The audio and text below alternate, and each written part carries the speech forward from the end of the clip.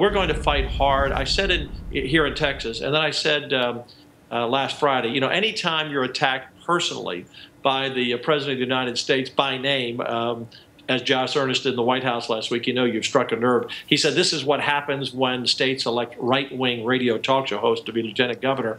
Well, the fact is I've been in the Senate for 10 years. I was chair of education as lieutenant governor. I oversee 6 million students, 330,000 teachers, nearly a $40 billion budget, 1,200 school districts. I know more about education. There's always a lot to learn, but more than Josh Earnest and Barack Obama know. This will be disruptive, Dana, to our schools. As a teacher said to me, we have a tough enough time keeping the boys under control in the boys' room, in the locker room, and the girls in the girls' room. When you mix them together, you have a real problem. And so this is disruptive to the school day, does nothing to improve education, math or reading scores, graduation rates. And we have to fight. And I said last week, we will not be blackmailed by the President of the United States and his 30 pieces of silver. We will not let him buy our children and buy our values. And the Dallas Observer, of course, taking up the president's fight, saying, oh, well, these schools are going to lose $5 billion. And that was one of the threats that the president made, saying, well, if these schools don't comply with this, then we are going to withhold the funds that the parents pay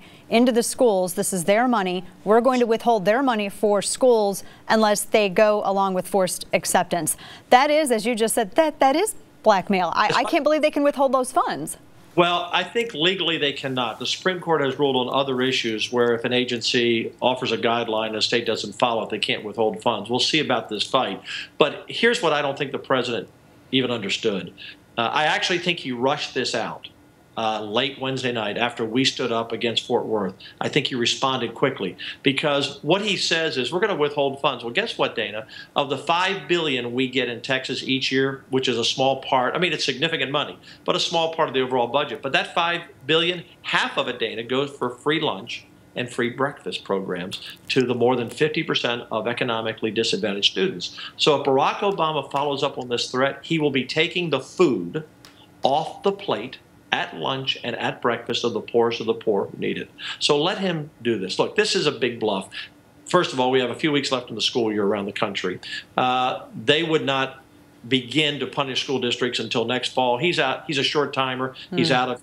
He's just trying to create havoc in our courts, havoc in our schools. This is another part of his divide our nation on so many issues, and we just have to fight back. Look, we're going to stand tall in Texas. If they want to take the money, we'll figure out how to take care of our own kids. We need to get the federal government out of our schools anyway, and the people will stand together. We'll do whatever it takes. We're not going to accept this.